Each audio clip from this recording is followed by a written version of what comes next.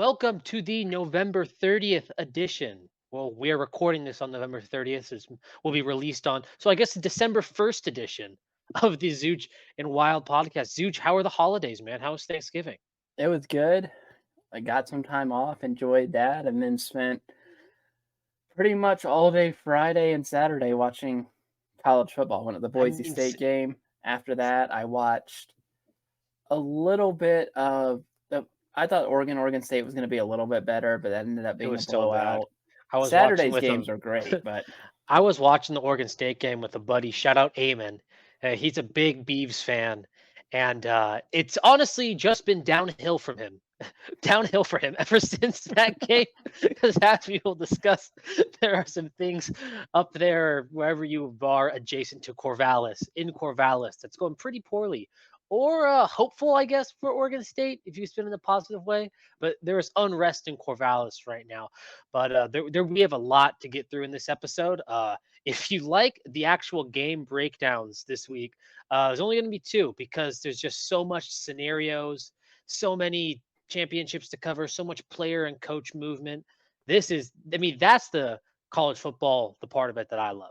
Like the scenarios, the what ifs, like that's the game I will play all day. I will play that game till I'm broke. If playing the what if game is a gambling table in Vegas, I am going home in a Greyhound bus because I've lost all my money. I will play the what if game all day. But before we talk about the what if game, something that's not a what if is Ryan Day losing three straight now to the Michigan Wolverines. We're going to recap this game. And unlike years past, this has been said on a lot of other podcasts, but Ohio State didn't get out physicaled in this match. no. It was just one of those things where Michigan just truly was the better team. And I've said a lot of bad things about JJ McCarthy, but JJ McCarthy is 50 times the quarterback that Kyle McCord is right now. Yeah, very. Kyle McCord had the two interceptions were really, really bad, and it wasn't like like I kind of see what he was going for there. That first one, you hardly ever see a slant route like that get It was picked. bad. Like not like you see him get picked off if someone steps in front of it, but he threw it right to like a cushioned defender, and it got picked. And then the one to end the game was not great either. It was not good. That wasn't good. Ibuka, really good receiver for Ohio State. He had a couple drops in the game, which was surprising. This was a Michigan game, though. They ran the ball. JJ McCarthy did what they had to do, and they won. I know butthurt Ohio State fans are going to talk about how that wasn't a touchdown at the end and that was really interception. You can't overturn that call. I'm sorry. I also think this now evens out the Jabril Peppers, JT Barrett 4th and 1 stop from 2015. So Yeah. now it's even now. It's even. It's if he calls both ways. I wanted to. Did you see Urban Meyer before the game on? Were you watching the Fox Big Noon kickoff? My little brother was staying the night, so he was playing video. I was making breakfast and he was playing video games. So I like had it on my iPad in the kitchen, but I was like listening but not really listening. Well, this man, Urban Meyer, was the most giddy and excited he's been all year. It was like he had 15 shots of 5-hour energy. He couldn't wait to watch this game. This man, this man, Urban Meyer, was more hyped for this game than he will be for the national championship. I swear. And and they did you see they put the X on Meyer, the red X for no him.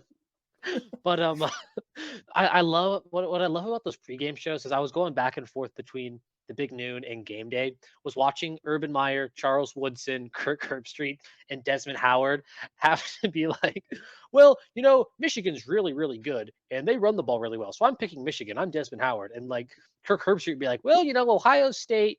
They're gonna come up and Ohio State's gonna win. It's like, why can't you guys just sack up and be like, I went to Ohio State, I'm picking them. They can be the worst team in the nation. I am going to pick I'm Ohio not going to State. pick the arch Like, rival over them. like listening to Desmond Howard like explain why he's picking Michigan.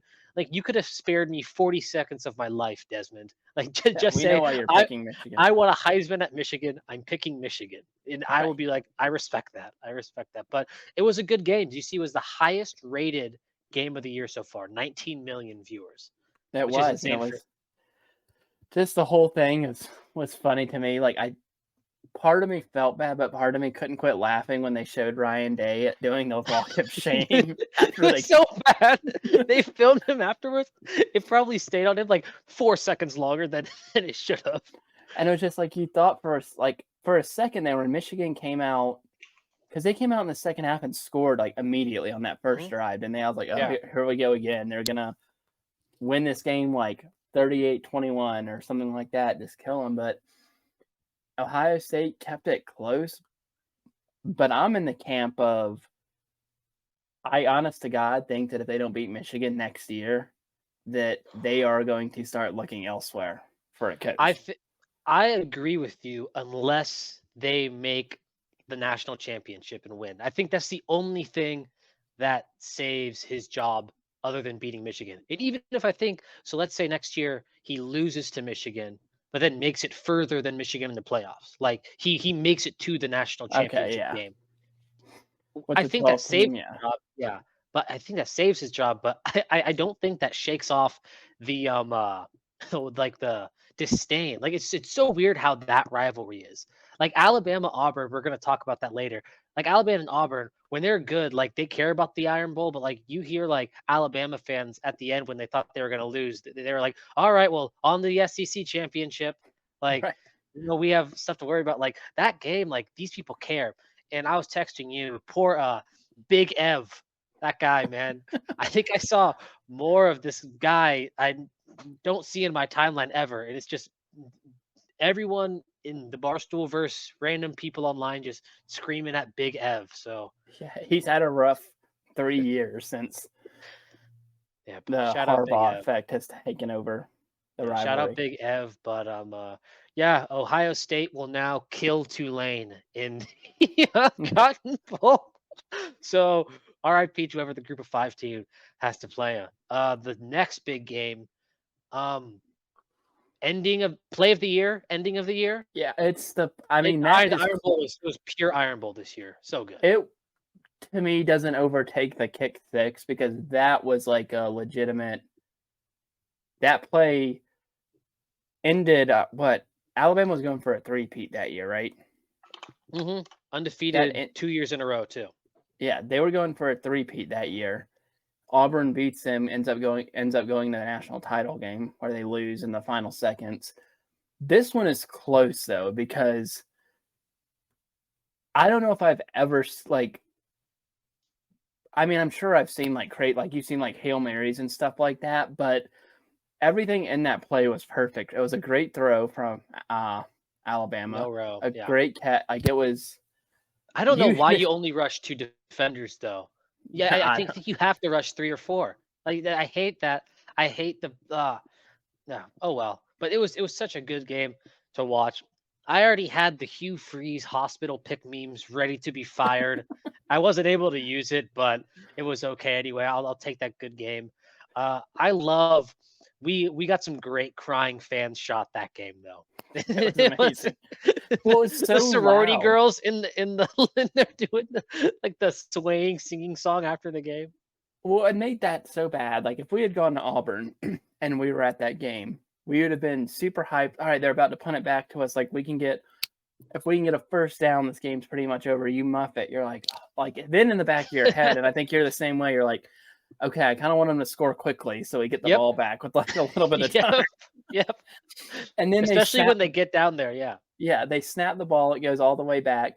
Nothing is going right, and you're like, all right, 4th and 31. You know, like you have your phone out filming it, and that's why I think you had so many good reactions to it. Is because that is like the last thing you like might joke about it. Like, imagine they catch this right now. Like, what would you say? You know what it reminded me of? It reminded me of the Boise State, Colorado State, because that's what I said before Colorado State got the Hail Mary. I as the play was going, I was with my brother. I was like, it would just be total Boise State in this game to blow it right now. As the ball was midair, and I just fell to my knees. And that's how a lot of Auburn fans feel.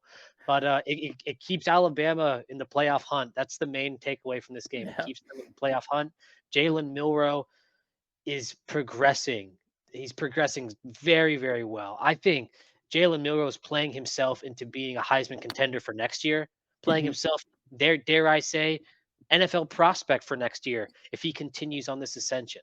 I mean, there's been some bumps for him. You can prove, like, you can say if I'm wrong, or you can agree with this. There's been bumps, but I feel like it's always been like we're always going up, and then we're gonna hit a bump, and we're gonna go up, and we hit The a bump. bumps in this game where he apparently has no idea where the line of scrimmage is. He will just like Oh, throw the that's so ball. funny. He did it 3 times. He did it 3 times. It was great. It was what an excellent weekend of college football. The Oregon State game was poo, but I mean these 2 games were so incredible. 2 incredible fan bases, 2 incredible stadiums, 2 incredible rivalries. It was great. It was so awesome. It would just remind me back to my childhood, man. Yeah. It really was. You know what else reminds me of my childhood? Watching Bobby Petrino give a press conference, bloody face, and a neck brace after he was caught on a motorcycle with his mistress. Now, why do I say that, Zooch? This man, Bobby Petrino, was just hired back at Arkansas by Sam Pittman. What is going on here? This is such a wrong move on so many levels. I love it though, and I'm so glad Arkansas was just like, no, he wins football games. He's the reason why you guys are in this pit of mediocrity in the first place, Arkansas. Right. I love it though. Bobby Petrino's back at Arkansas. I will say with this, the picture of him on the Bobby Petrino driving the motorcycle with Sam Pittman on the back has to stop now. The AI image of Yes. Sam Pittman and Bobby Petrino. Oh my gosh, no, that was a great image. But there's a lot of coaches and players on the move. A lot of the coaching vacancies have been getting filled. Mike Elko, now the coach at Texas A&M. I like the hire. I do too. Although I would have liked the Mark Stoops hire, I think I liked the Elko one a little bit more.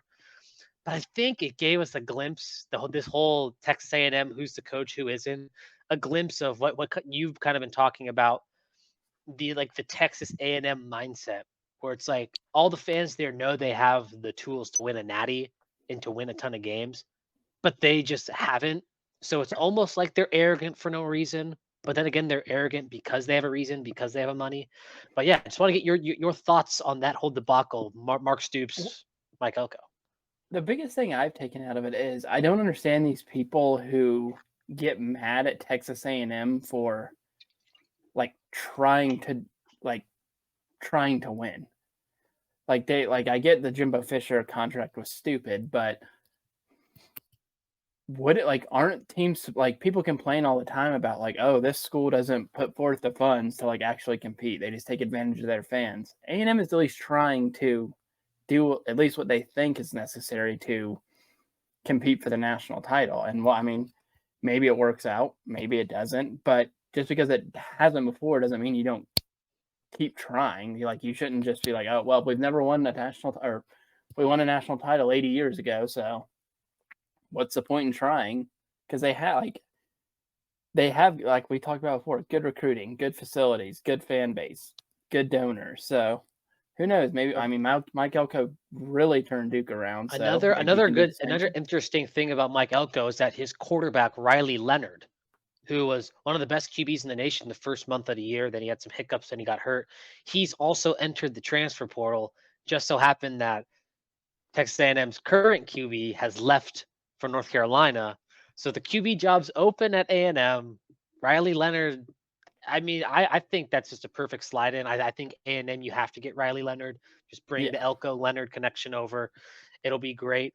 The other big fill was Jonathan Smith at filling in for Michigan State. I think that's a good hire for Michigan State.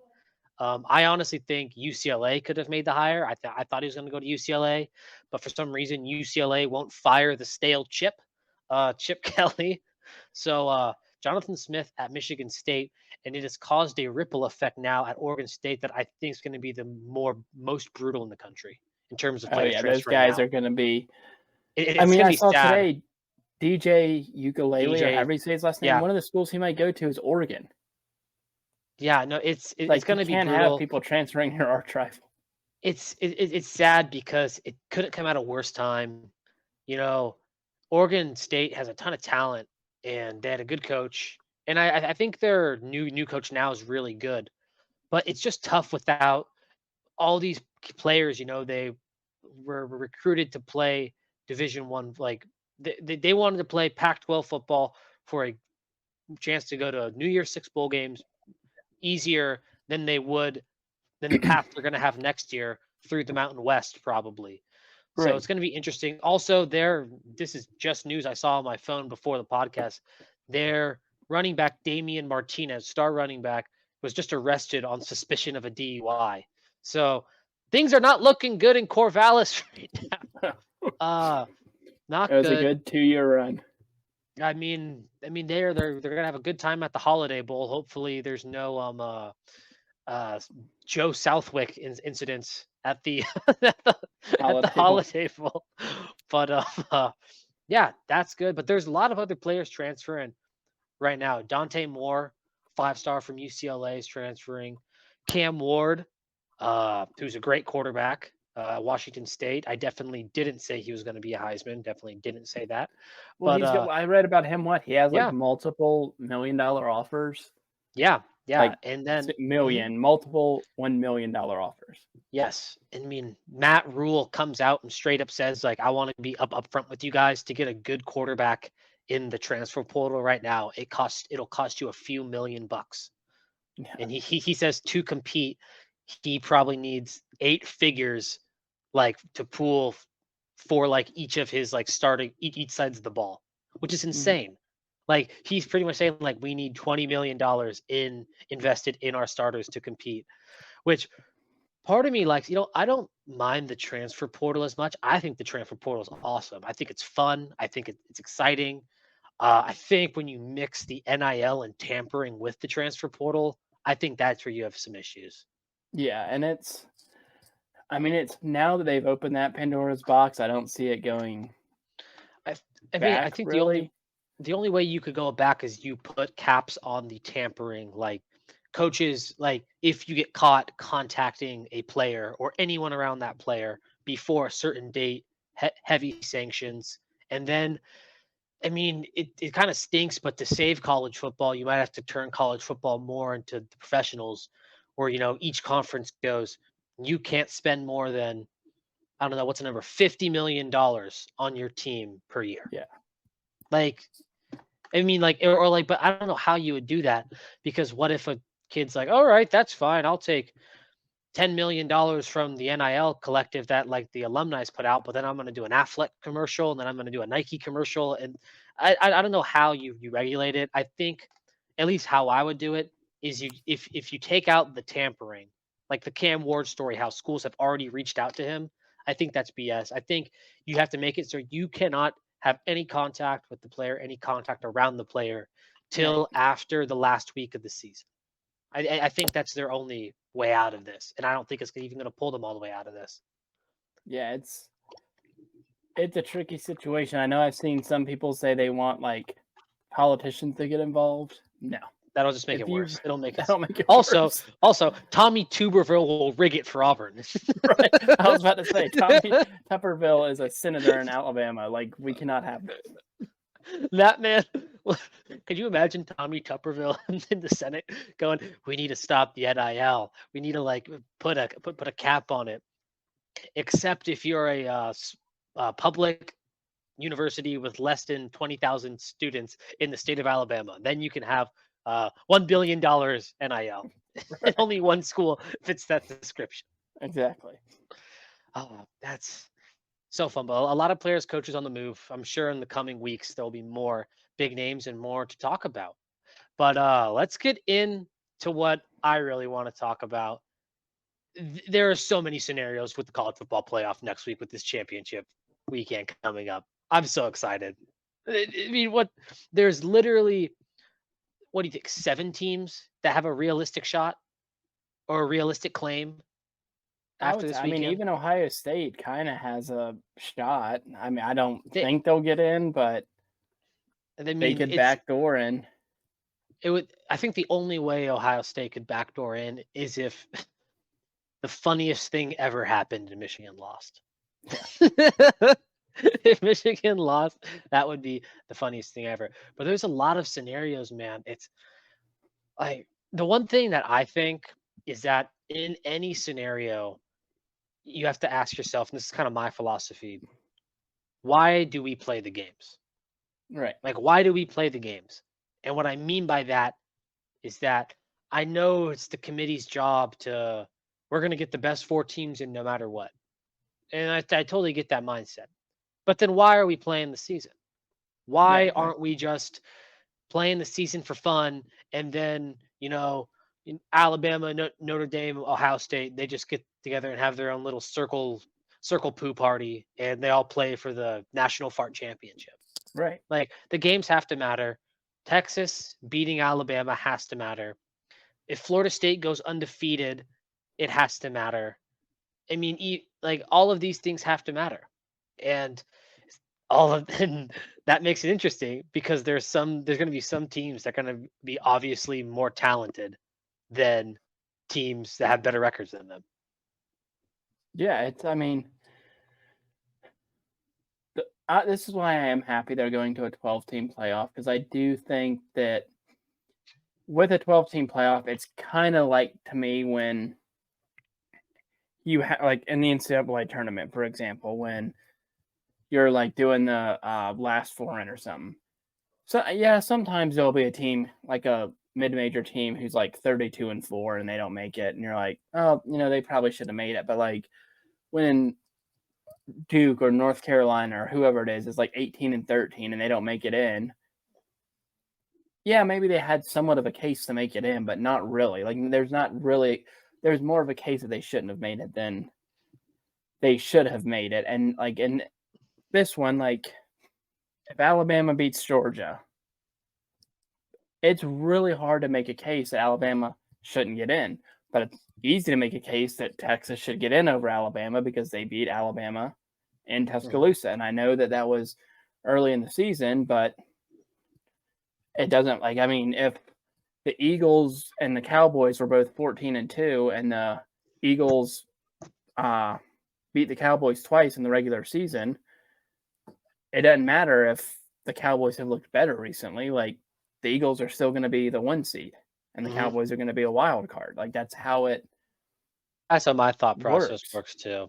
It's interesting too, because then you have a team in that scenario like Georgia who'd be going, hey, I know we don't have a championship, like a conference championship to our name, but our only loss this year is against a top, what would Alabama be? A top 7 opponent?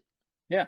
The only other one-loss team would potentially be Oregon in that scenario. So then it's like, are you putting in Oregon over Georgia? Like, it's so many crazy things would happen. But then if FSU goes undefeated, so many crazy things. The FSU thing, for better or for worse, and we're going to talk about it more when we break down the ACC championship game, is that no one needs like a 30-point blowout win more than FSU. Like, FSU cannot win close. It's going to stink. I have a feeling, and this is a gut feeling, that if Texas doesn't blow it, which means if Texas wins, it's going to either be the Oregon or FSU that gets screwed. Even if Oregon wins? I think a one-loss Oregon. I think Oregon right now is a better team than Washington. Although I think if Washington wins, they have zero chance of getting screwed. They've proven all year that they're undefeated. I think Oregon has a small chance of getting screwed in that scenario. And it's who knows? And I love how we talk about this. This could all just be solved if Georgia just beats Alabama. If Georgia wins, Michigan wins, Washington wins, and FSU wins, that's who's probably going to be the 4. Exactly. I mean, even if Oregon wins, Oregon probably gets in over Texas. Like, all of this craziness hinges on the Alabama Georgia game, and I would say a little bit the FSU game, because FSU is the fly in the ointment. They're the white elephant right now. Like, no one really wants to address it. It's kind of like your resume says you're this, but when I look at you, you're not that. Like, your resume says you are A+ student, 15 AP credits, valedictorian. And then when I look at you, I'm going, man, like you're cheating on a lot of your tests. You're, copying homework. You look like crap. You don't do any Right. extracurriculars. It's just the resume and the eye test look like two different things right now for Florida State. Yeah, agreed. Agreed. Well, let's break down this championship weekend, shall we? Could do it. All right, we're gonna try to go in chronological order. The Pac-12 championship down there in Las Vegas. I've gone back and forth on this, and I think I'm going to pick against Vegas. I think it'd just be fitting for the Pac-12 to get Washington in, and then Washington get their ass kicked first Well, round of the playoffs. this That's what I game think's is gonna happen. I think Washington's gonna win. this game is weird to me because the first game I think Washington was like a 3.5-point favorite. hmm And now, like I just looked a minute ago, and they're a 10-point underdog. And I get, that first game was in Seattle as a home game for Washington, but not enough. Like Washington hasn't looked bad enough to me to justify a 2-touchdown swing in I don't a know. game that they beat somebody. Like, yeah, I get Oregon, like, shoulda, coulda, woulda. You didn't beat Washington the first time you played them. Like, I think Oregon is. I would probably pick Oregon, but I don't think they're going to win by 10 points. You know what's so interesting about the first matchup? Do you remember probably the main reason Oregon lost that game was due to coaching decisions. It was Yep. pretty evenly matched talent-wise, but they got outcoached in certain scenarios. So this is going to be a game of, has Oregon learned from its past mistakes? Has Dan Lanning learned? I know he liked to stick to his guns, but there are some decisions that were, let's call it iffy, because I want to say they're bad, but they were 50-50 calls that if they go right, he's a genius, and they went wrong and he was a loser. But has Dan Lanning learned in his young coaching career, his first conference championship game for I think both these coaches I believe so. Kalen, as head coaches? yeah, at Yeah, least at these Kalen schools, was yeah. Because I don't know. no I can't remember if he Kalen. was the coach at Fresno State when they played No, us. that was Tedford. Tadford, okay. I think. I mean, Kalen might have been like on staff, but no, you remember Kalen DeBoer was the coach at Fresno. The year was like their most talented year. They just remember that they blew a game to Boise. Yeah, They that was they the blew a fight game to year. that was the fight year, yeah. Which we shouldn't blame Kalen for that. I mean, after the rumble at the Valley Memorial Stadium happened. Speaking of the Fresno Bulldogs, that's a little off topic. I was talking to a person who's been on this podcast before, Cody, and we were talking about Fresno, and he told me that there's a gang called the Fresno Bulldogs who bark at police. He said, "I'm not kidding you." He's like, "I've watched, what is that show that used to come on like A&E where the person is Live PD. no, it's like the it always has like the person in like the gang or whatever, like way in the back, and their voices change and you can't see their I don't face." know. And he's like, "They bark at authority. They bark at authority." Well, someone needs to get those frat dudes in the polos from Athens, Georgia, down to that gang, because they also like barking at other people. They do. But this Pac-12 championship, I think, is going to be a great way to start the weekend. This is like the perfect appetizer game. Yeah. This is like, hey, let's just have some fun. It's the last Pac-12 game. It's going to be flashy. Both like, it's not the most like stressful game because the Pac-12 championship is a pretty new championship game relatively to the other conferences. But I got Washington in this one. It's going to be fun. It's going to be fun. I'm gonna write him down so we know who we picked. No, I got Washington, and since we know the spread on this one, I will go not. Well, I guess if they win, they automatically cover. So that answers my question. But the next championship game, we have the Fighting Mike Gundys of Oklahoma State versus the Salty Sarks, the Texas Longhorns. I think this.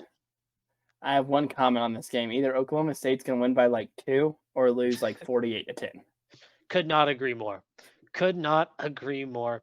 I think if you, this is gonna be a game where Oklahoma State's gonna be down by like 10 or something, and someone for Texas is going to make like a bone churning mistake, and Yep. they're gonna have the shot of AT&T Stadium in Jerry World, and Quinn Ewers is gonna look so confused, and it's gonna be shaking, and they're gonna pan to the Dr. Pepper student section, which that also is something we need to bring up. The Dr. Pepper ball challenge is gonna come back. Remember, didn't they have to ban the push pass, or is Yeah, that because that one person did it one year and was like e- 50 of everyone started 50. doing it after that guy? Yeah, it was Yeah. smart, but this is gonna be a fun game too. The Big 12 championship's always a fun game. It's a fun conference, the Big Yeah. 12, and what's awesome about this game is that did you see they have a WWE partnership this year? Yeah. They get a CM belt. The winner gets a yes, belt. John Cena is about to run out with the Texas Longhorns. Yeah, It's gonna be maybe great. Yeah. CM Punk's gonna show up. Don in the Oklahoma State year. Yeah. I think Texas is gonna win big in this game. Oh man, I'm with you, but then I also see a scenario where Texas should lose by 2, but then they get bailed out. Yeah. I'm also gonna go Texas. Yeah, that's such a reluctant pick though. That's the one I feel least Convince me. confident in. Yeah, convince me not to pick Texas, but I can't. Like, maybe if it was Oklahoma, I'd feel a little bit more confident. If I'm being honest with you. Shout out Sooner Nation and Cody. They just lost their OC though, which is kind of funny. He, by the way, speaking of Cody, told me Braden Schrager or whatever, the Missouri running back, it should be top 5 in the Heisman. I'm speechless. For those of you who don't know, Braden Traeger is just a white running back from Mizzou who was D2 last year. And people who listen to this, you've seen Cody on. Cody loves to get attached to JUCO, Division II, FCS players that grind hard. And he gets attached to these guys because they're hard workers and they play hard. To say that Braden Traeger, and look, he's a good player. He deserves to be a starting running back in the SEC. To say he's a top 5 Heisman finalist is to say like I'm an Olympic athlete. I mean, what? It's just asinine, Cody. So disagree, big disagree right there. Braden Schrager, top 5. He's so. It's just so funny talking to him because we were talking today about the games. I'm disgusted. And he's just like, he has 5 points he brings up anytime one of the games comes up.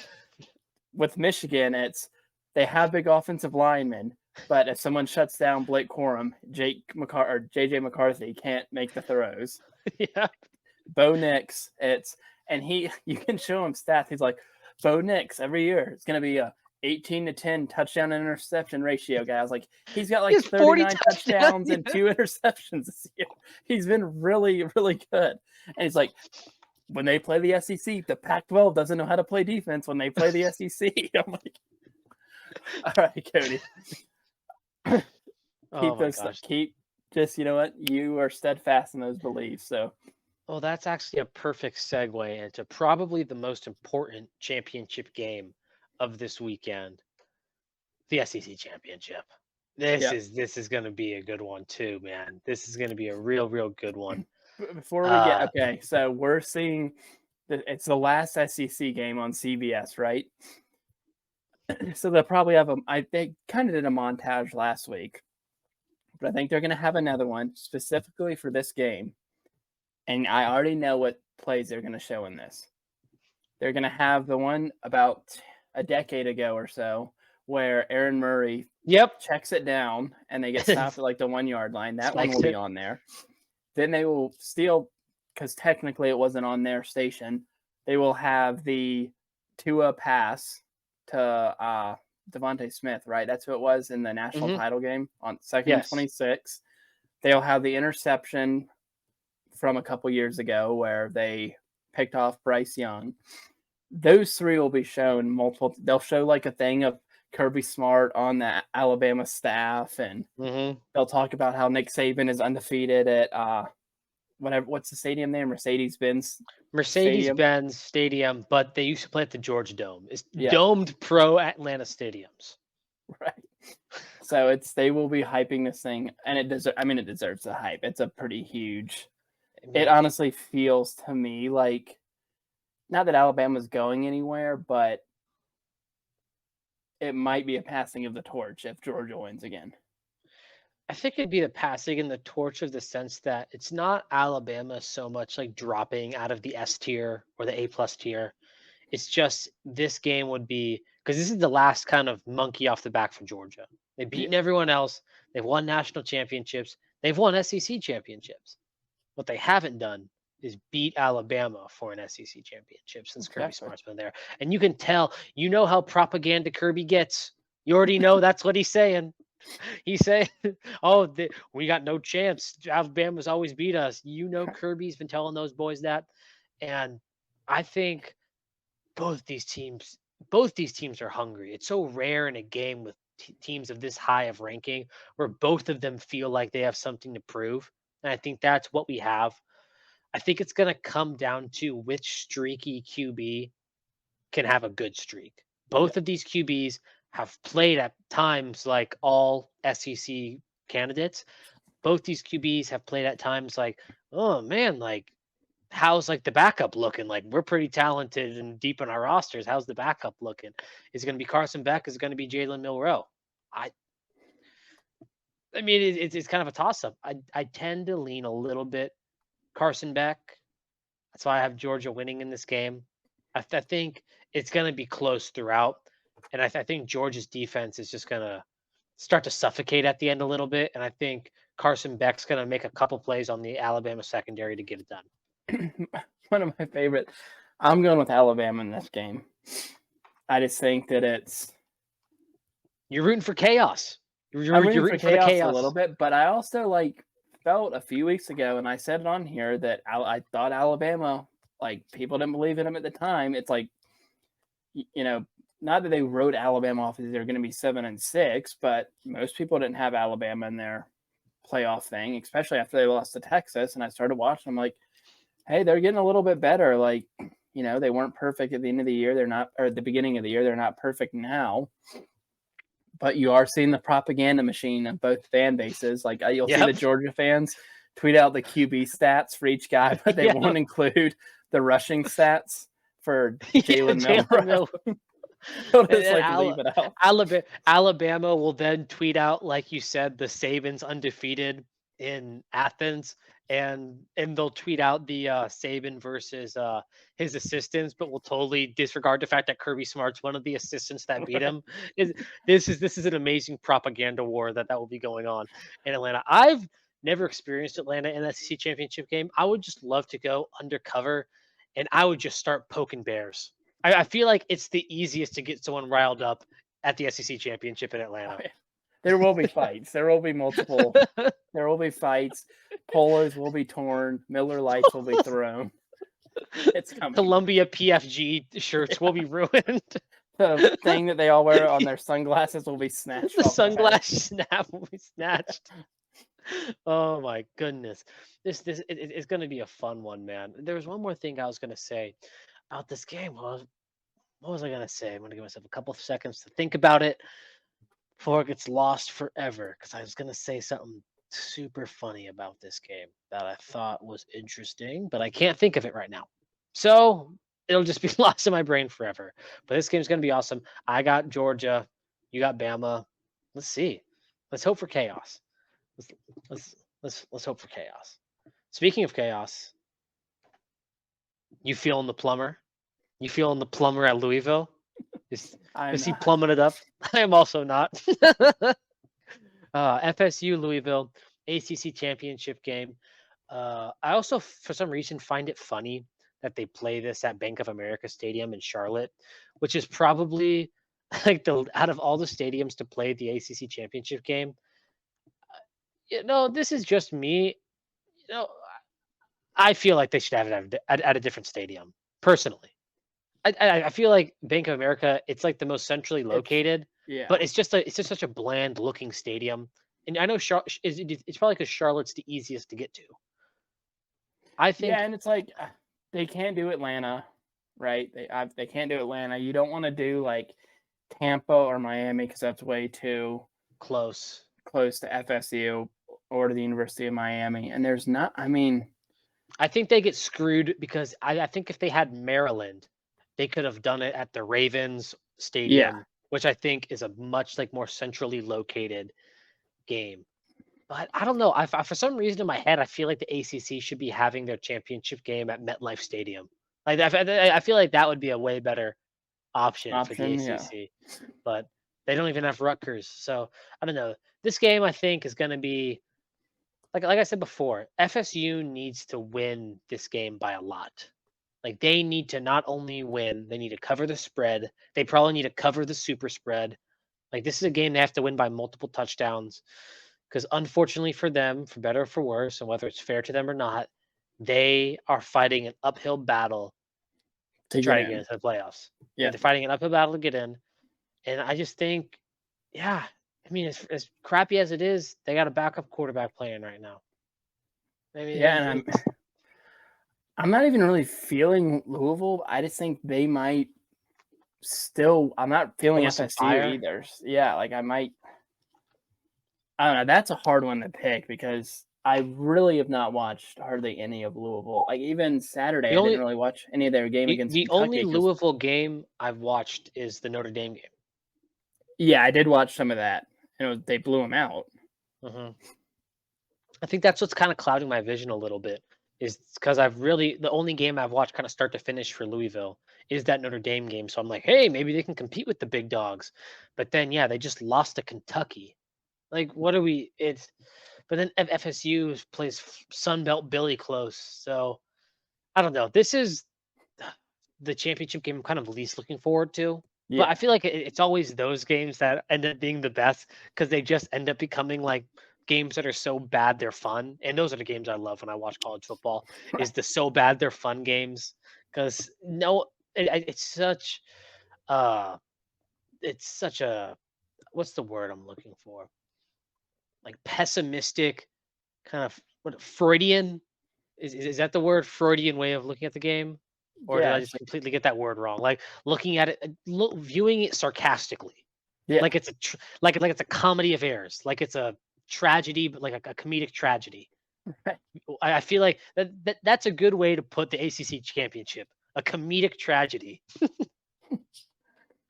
Yeah. Well, I mean, that's a tragedy, but nothing is more of a tragedy than the Iowa Hawkeyes over under for first half points being 0.5. dude, the Big Ten championship. Did you see Cade McNamara? So you guys don't know the Cade McNamara, obviously the quarterback for Michigan 2 years ago when they first made the CFP, transfers to Iowa. He's playing for Iowa now. Not the best ending and exit he had with Michigan. He was on a podcast referring to Michigan as the other team and how he's sharing all the information he can. One of the first replies was, "Great, now Iowa will only lose by 24." Yeah, Yeah, Iowa's not winning this game. as They much can't. I mean, they can't. If they even had like a offense that was not so great, I'd be like, oh, maybe they can stop Michigan and squeak one out somehow. But they legitimately can't. It's all they can do to muster 10 points against bad defenses. it's pretty pathetic. And their most explosive playmaker, their punt returner is hurt. Cooper Yeah. DeJean is hurt. He's not going to play in this game. This is going to be a funny game. I do think I was going to keep it close for like a quarter and a half, and everyone's kind of going to be on their seat. And then right before half, Michigan's going to rip like 13 points off Well, it's one of those that you feel like literally if Michigan goes up 14-0, the game's over. because it will be. Like, Iowa can't come back more than 10 points. They are Iowa. I mean, people have been making the Iowa Pittsburgh Steelers jokes this year. They got the same colors. It's the same. That's the best comparison I can make for our pro football guys listening right now. Is Iowa this year has been the Steelers this year. They just win ugly. Their defense gets them in games. Every team they play somehow has like their F up moment when they play them. It's just been funny. I was hoping that Nebraska would be in this position because just something about the visual of Matt Rule when the final score of that game is like 49-9 at the end of the game. But and yeah, I then think talking about Michigan. how he's building the team. Yeah, that guy, man, super funny. But yeah, I think Michigan's gonna boat race them. I also think, unlike the ACC championship, I think Lucas Oil Stadium, great place to have a conference It is. championship. great. The visual at Lucas Oil at night, for some reason, that lighting. Remember a few years ago at Lucas Oil when like the turf got messed up and they just sent out that one poor guy in the Home Depot bucket to like scoop up all the pellets. He had to, like, put them away. You can just tell that guy was sweating on national TV. I'm hoping for Oh, that yeah. again. But yeah, Michigan. I think they're gonna beat them. Do you think? Okay, since we both kind of agree Michigan is gonna whoop them, or we think they're gonna whoop them, do you think Iowa hits their first half over? I was about to ask you if you thought Iowa was going to get over 11 first downs. I don't think Iowa's scoring in the first half unless it's a broken play, but like a sustained. I think like, they're gonna get a normal broken drive, play. no. I think they're gonna get a broken play and kick a field goal. I think they're gonna get over that 0.5. I think they're gonna do it. I kind of want to place money on it just to like give Feel myself something. a reason to watch. That'll placing money on the Iowa's first half over 0.5 will be the biggest rush you can get. Because either you're winning money quick or you are so locked into, like, you seriously, like you said, just need one busted play and you can kick a field goal. Right. Ah, You would be that's praying that like if they got to the 50-yard line, you're just like 20 more yards, like even 15 more yards, just give it to me, please. that's funny. All right, this is not that's it for the championship, the P5 championships. Talk a little bit about the Boise State coaching scenario just for a couple minutes. There's been a lot of talk. FBI agent Jeremiah Dickey has kept this so under wraps. I don't know where BSU is going to go with their coach, man. I've never seen a coaching thing like it. Like even like I don't even know if the list people threw out in the beginning of like different, like the Montana State guy and like Jeff Choate I don't even know if those guys like actually got interviewed. Like I know people are like tracking the plane and all, but I like don't know. like it's insane. That's also one of my favorite things about college football is the private plane tracker. Like, I love that. Say what you will about fan bases, like that is the good side of fandom. That you have people like just sitting there punching numbers and tracking private jets. Yeah. Like, oh, the BSU private jet just touched down to Santa Ana. And then someone's like, oh, Kellen Moore's right there. And then I love this. Someone tweeted afterwards. He was like, Kellen lives in LA, not Orange County. Yeah, like an extra 20 minutes of driving. Right. Like, they care. Yeah, they weren't going to fly directly to his home, so. Yeah, BSU's not, that doesn't have that money. We don't have a private helicopter. We only have the Right. one jet. But yeah, I have no clue where they're gonna go. It's interesting, the whole Spencer Danielson situation, because he's been winning, and I think if he wins the Mountain West Championship, it will be kind of odd to get a new coach, and that's what makes me think that they already have their guy. Yeah, and I don't think it's Danielson. I think if it was him, you would announce that like tomorrow. I think you would, just for the extra juice and stuff. And yeah, I think you would too. I think in the perfect world, it's an outside guy, and you extend to Danielson. Hey, we understand you might want to go on to bigger and better things, but the defensive coordinator job at BSU is open for you next year. You can keep your staff if you want, except for, this is my one gripe. I truly hate doing this. I hate calling for someone's job, but DeMario Warren has not lived up to the standard of all the other coaches this year at BSU.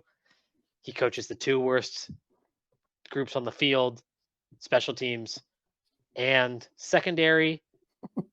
Both of these areas and both of these units have talent. Jalen Clark's a pretty good safety. Rodney Robinson was fine last year. We have the best kicker and punter in the Mountain West. There's no reason why they should be bad. But yeah, I think Spencer Danielson, keeping his staff minus DeMario, I think should be an option for him. I think that would be the best scenario for everyone.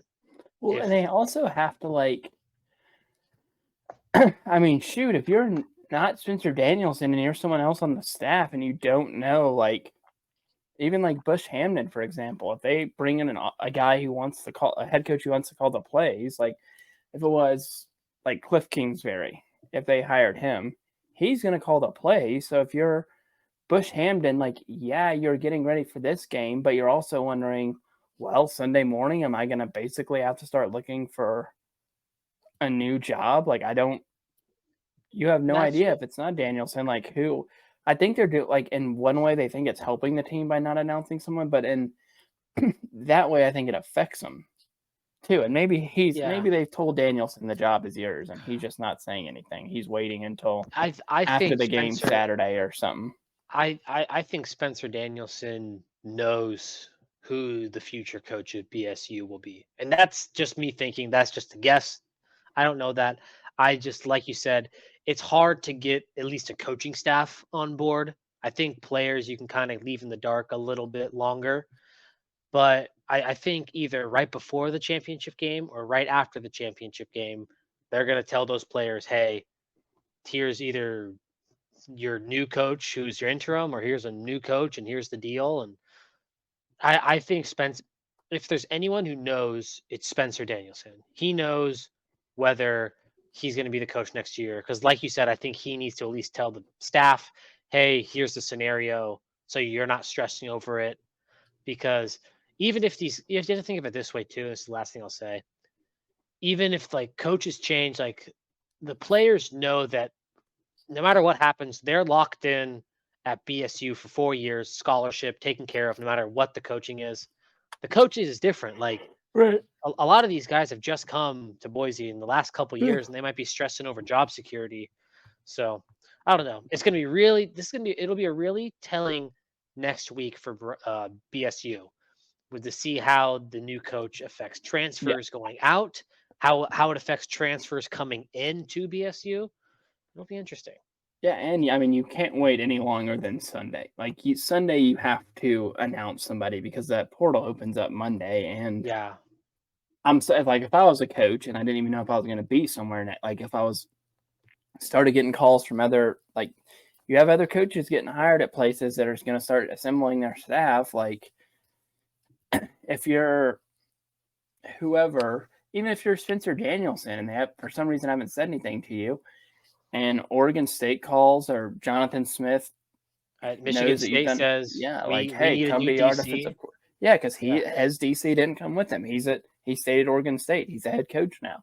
So I don't know, like I get the waiting until after the game, but I also think that you don't like it might not be the best idea to do that if you have someone in mind, if that makes sense. Yeah, it's almost like a win-win, lose-lose, because if you tell the team before the game and it's like not who, like if you're a player and it's not who you wanted, you're kind of like, oh man, that stinks. And then you're kind of thinking the whole game, oh, do I transfer? And then if they announce like someone like, oh, this is someone I wanted, I'm juiced up right now, I'm going to give it my all and win this game and be amazing. Right. Also, I will say, if Boise State wins the Mountain West, we are on a collision course with destiny. If Boise State wins this game, people, it'll be Boise State versus the California Golden Bears. I cannot stress how awesome that is. That is my magnum opus. Can Cal you versus imagine? Boise. Jeremiah Dickey tells Spencer Danielson, all right, you won this game, but if you lose to Cal, we're revoking the offer of head coach. We're taking it away. Jeff Wilcox. Well, some people have said he's interviewed here. Jeff Wilcox? Yeah, Justin Wilcox. Yeah, he interviewed for the Boise job. That's what some people are saying. No one has any idea, so I don't like. Like I said, I've never seen anything that's like even. It's weird because I get it has been. It's been too quiet, man. Yeah, it's like I get here if things don't break. Like Jeremiah Dickey's kind of in control of it here, but really there's no one else in like these other camps who are like, oh, like, yeah, like, my brother-in-law interviewed for the Boise State job and like just says it to his friends at work. Because like there's no way, like if I was coaching, right, more friends and stuff, I would tell you like, oh, I'm interviewing for the Boise State job. Like even if I was coaching at like UAB, even if you're on NDA, yeah, I would be like, please don't tell anyone. But like close friends, I would absolutely be like, Like I wouldn't put it into a big group chat where some people I might not know as well, but like certain people, I'd be like, "Hey, I'm interviewing. Please don't say anything because I could lose the job if you do say anything." But like, I'll let you know how it goes. Like, I'll let you know if I'm going to get it or not. But I don't even think he's told. Like, I don't know. He probably has said like keep it under wraps. But I think they know who they want to hire. yeah, they know who they want to hire, and like, is that enough? If it is like Kellen Moore, right? If And it's it gets Kellen Moore, out. I'm gonna be because I made a comment last week that I said on this podcast, and I'm fully prepared for the backlash. That I said there was a 0% chance of Kellen Moore getting hired. I think I said I would like do. I hope I said I would do something. I hope I didn't say I was going to do something stupid, but I said there's going to be 0% chance. If it happens, I'll be the first one to eat the crow. But honestly, it's stuff like this too that like makes me nervous that Jeremiah Dickey could get poached from another big time college Yeah, because I honestly think he's a top 10 AD in the country, and he's we need to amazing. like. I mean, I'm just saying this right now. We have maybe 5, 6 more years with JD. If I'm being honest with you, Yeah, he's gonna get. I could totally see him working at like an Arkansas or an Ole Miss or a Mississippi State or Texas. Like Yeah, just go in the guy, the there guy, and the guy, the guy knows what he's doing, and it's right. been really awesome following him. He's honestly been like the bright spot this year for football. Just watching Exactly. Jeremiah Dickey on what is it? PR control this whole year. But yeah, that's that. That was a lot. That was a lot of fun. Let's get to the meme matchup of the week. Meme matchup. I guess there's not. I had to get a little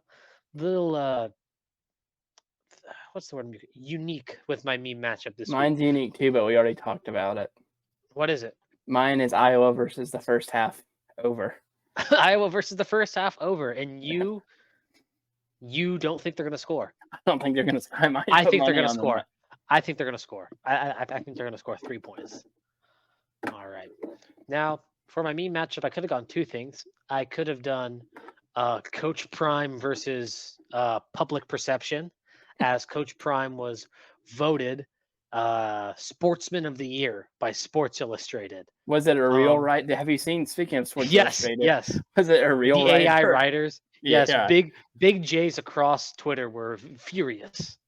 The big J's across Twitter were furious. But you know who was the first, the quickest quote tweet of Dion winning Sportsman of the Year was Danny Cannell. That Of guy, course. that guy responds to everything about Coach Prime. And look, man, I think Coach Prime. Say what you will about him, man. Like he just seems like a great person. Honestly, I think that whether he's a good coach or not, time will tell. There was no one preying on Colorado and Dion's downfall more than Danny Cannell. And I That think guy, it comes. I really I don't think know. that comes back to like Dion like making comments about FSU, like when the people were like, "Oh, you're a Oh, it's Seminole," and he's like, "No, I went to like Jacksonville State or whatever it is." yeah. He said that he went to. Oh, it's 100% that. It's 100% Danny Cannell being salty that he did turn down the FSU job. It's 100% that. But my meme matchup of the week is Diego Wilde versus the Trans Bay Tube. Um, yeah. So I was at work yesterday, Wednesday, working in the city of San Francisco, and was actually got off a little early. I got with my work done early. Little story time here. Got my work done early, right at 5, which usually doesn't happen. Uh, go down to the BART station. The trains are delayed for a little bit. And BART is like the Bay Area subway. It's like the Bay Area regional transit kind of subway. And the Transbay Tube is the tube that BART runs through all their lines that connects the East Bay. So, like Oakland and the Oakland suburbs, where I live, the Oakland suburbs, Livermore, to the city and the peninsula. Um, yeah, so I'm waiting there, and then people are getting off trains. People are going, "Yeah, it's shut down." I'm wondering what the heck's going on. Turns out someone ran into the Transbay Tube. It's not They funny, but they ran into the Transbay Tube, shut down the entirety of BART coming into San Francisco and out of San Francisco for about 2 hours. I was hanging out. I was so dejected, and here's why I was dejected: because I thought I outsmarted everyone. I thought I outsmarted everyone, and I was going to go, "Oh, I'm just going to go to the ferry. I'm going to take a ferry across the bay because the bay also has ferry services that run from San Francisco to Oakland. It's very easy to hop on. It's the same payment system. There's no reservations needed. I'm like, I'm going to take a ferry to Oakland because I know the Oakland ferry station is in walking distance of the BART station. So I'm just going to take a ferry over. I get to the ferry station. It is probably a half-mile long line to get onto this ferry. At that point, I walk back up to my office. I'm so dejected. Crack open a Diet Dr. Pepper. Look at all my coworkers who I was like, oh, I got off early today. I ended up I was the last one out of the office on Wednesday. Just sitting there refreshing BART updates. To make matters worse, as I'm going down, when BART's finally reopened, I get into the elevator, go down, walk onto Market Street, look down, my fly is wide open. Just an absolute storybook ending. Storybook ending. Don't get home till like 8.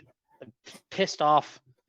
Yeah, it was a fun. It was a fun venture, which is so weird. I've been working hybrid in the city for about a year now, and I haven't had really any major problems with BART. This was the main one because some crazy guy decided to run into the Transbay tube.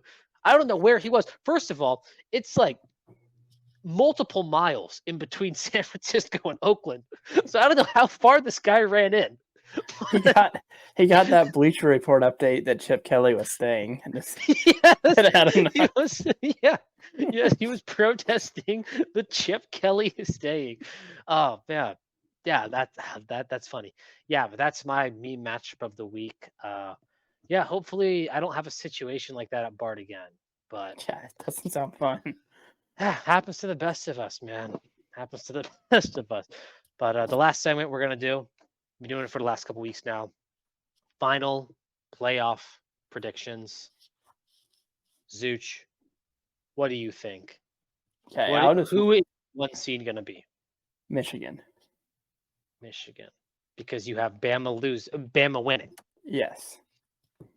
I think Bama loses. So I have Georgia at number 1. Georgia number 1. Excuse me. At number 2. Number 2, go ahead.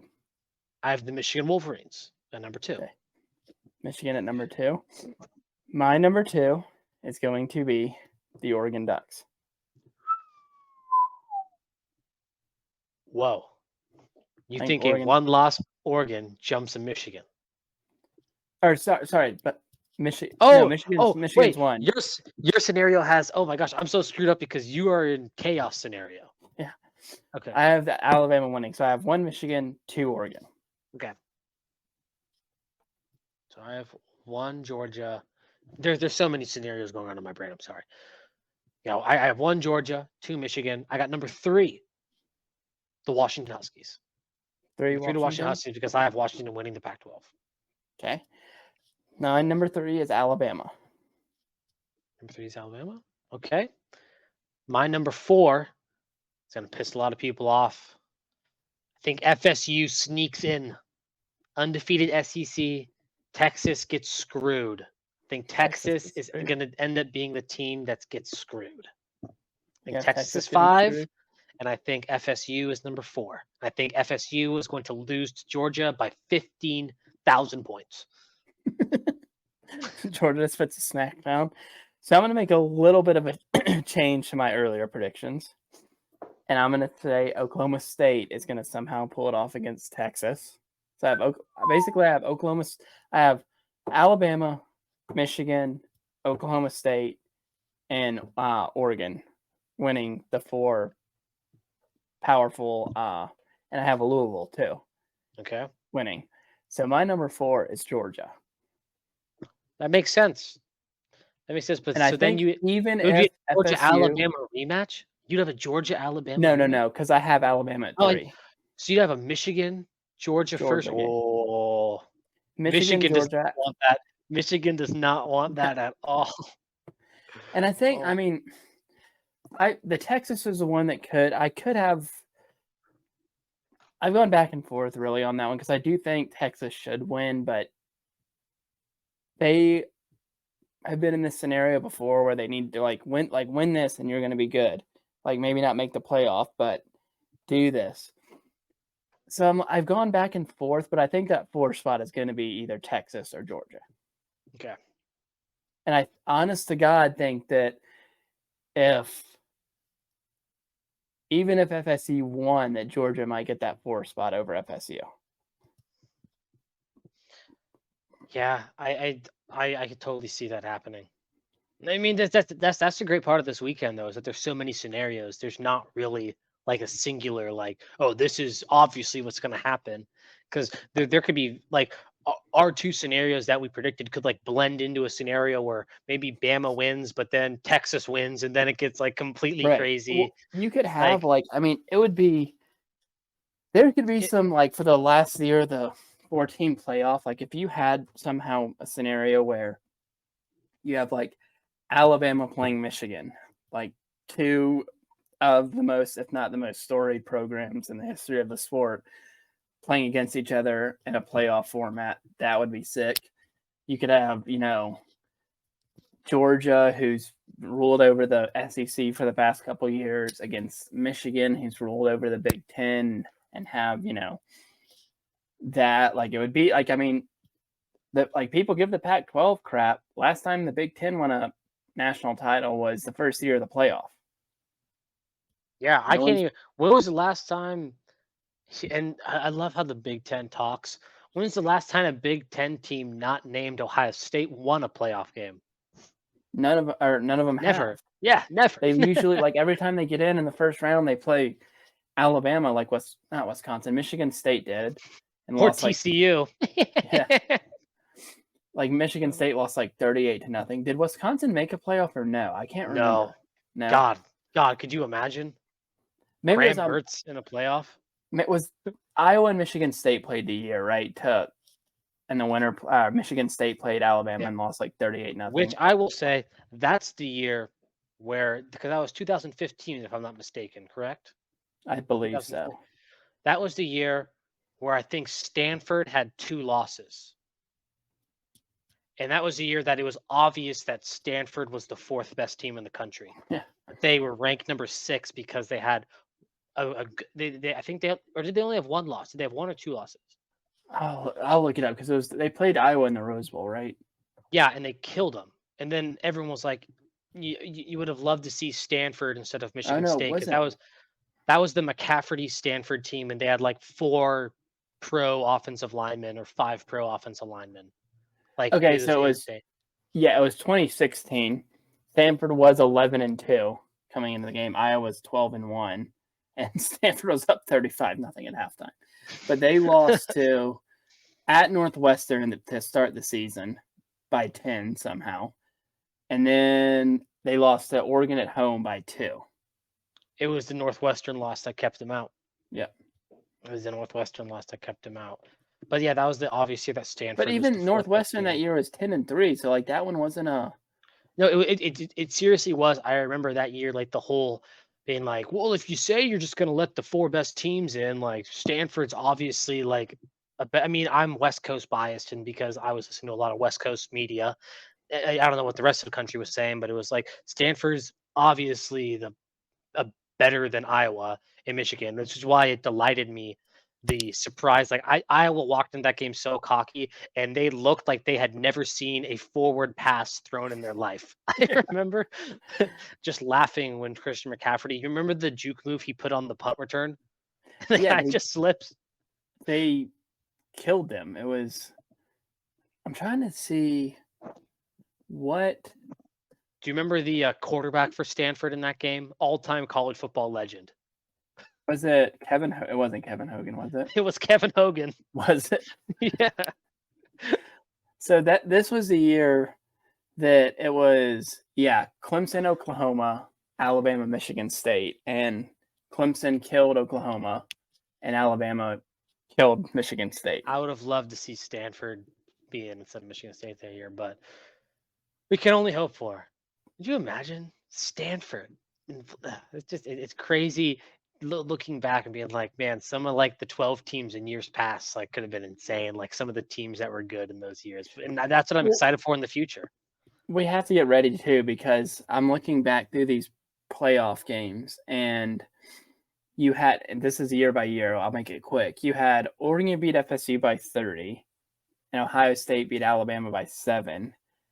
The Then games have been really bad. They're like really Yeah. bad games. the next year it was a 20-point win and a 38-point win. Then you had a 17-point win and a 31-point win.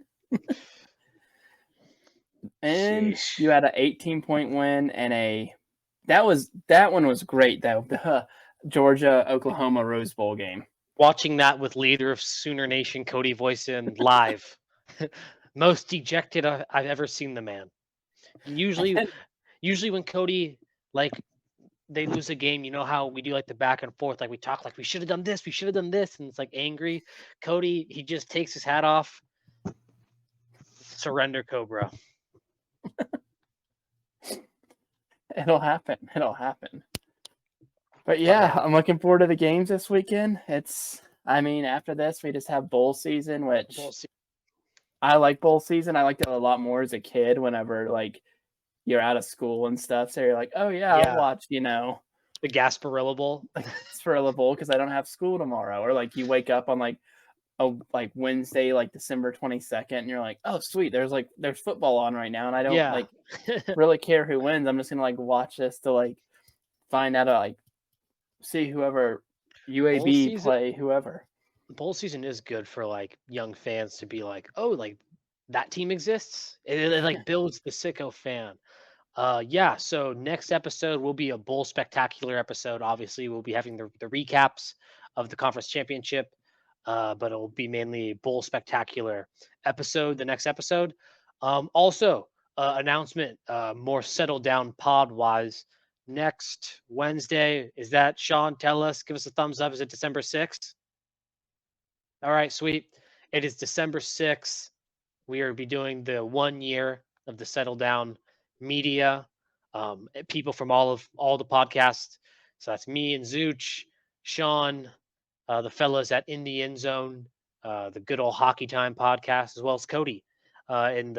He actually just announced this week his new fishing and outdoors podcast. So it's going to be great. It's going to be everyone. It might be a shit show. Just a heads up. It's also live mic. So yeah, we're live. So we might need that 10-second delay or something like that. We might. Not me. I don't need the 10-second delay. Knock on wood. I just jinxed myself. I'm gonna. Okay. Yeah. We're doing the Settle Down 10th 1 year anniversary next week. It's gonna be awesome. We're gonna do some awards, some talking about what the future holds with the podcast or each podcast, and some other fun segments. So make sure to tune in next week. Zooch, anything else, man?